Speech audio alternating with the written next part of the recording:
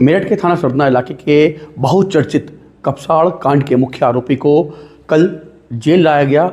इस वक्त मैं जेल में मौजूद हूँ। मेरे साथ मौजूद हैं जेल के वरिष्ठ अधीक्षक डॉक्टर वीरेश राज शर्मा जी। उनसे बातचीत करते हैं उस कैदी के बारे में, पारस सोम के बारे में। सर, कल पारस सोम को जेल लाया गया, क्या क्या दिनचर्या रही कल उसकी?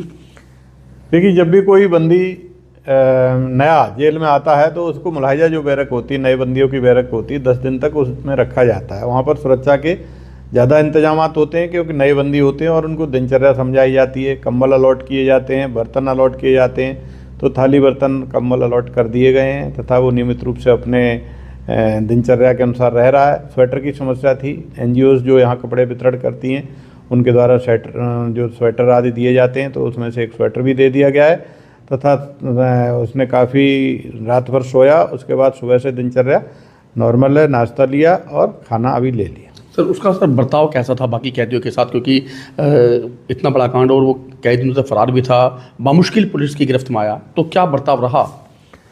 कैदियों से सामान्य बर्ताव रहा, लेकिन ज़्यादा किसी से बोलचाल नहीं कर रहा था क्योंकि मुझे लगता है कि हो सकता है काफ़ी दिनों से न सोया, इसलिए सोने पे ज़्यादा वो रहा और लगभग 10-12 घंटे सोया। उसके बाद दिनचर्या सामान्य हो गई। सर, जब उसको कोर्ट में पेश किया गया तो उसका कहना था कि मुझे जेल भेज दो, मुझे जेल भेज दो।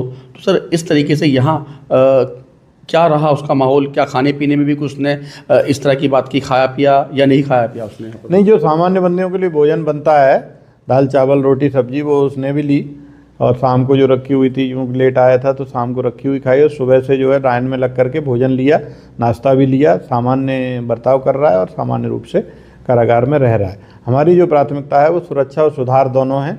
नए बंदी चूँकि होते हैं उनको जेल के नियम समझाए जाते हैं और सुरक्षा पर ध्यान दिया जाता है, वो दिया जा रहा है।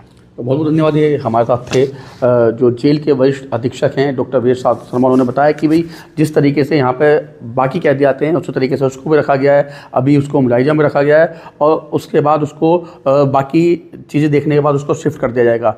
लेकिन काफ़ी दिनों से बताया जा रहा है कि वो शायद नहीं सोया था, इसलिए पूरी रात वो सोया भी है और नॉर्मल तरीके से जो भोजन किया जाता है बाकी कैदियों के, बाकी बंदियों के साथ, वो भोजन भी उसने किया है।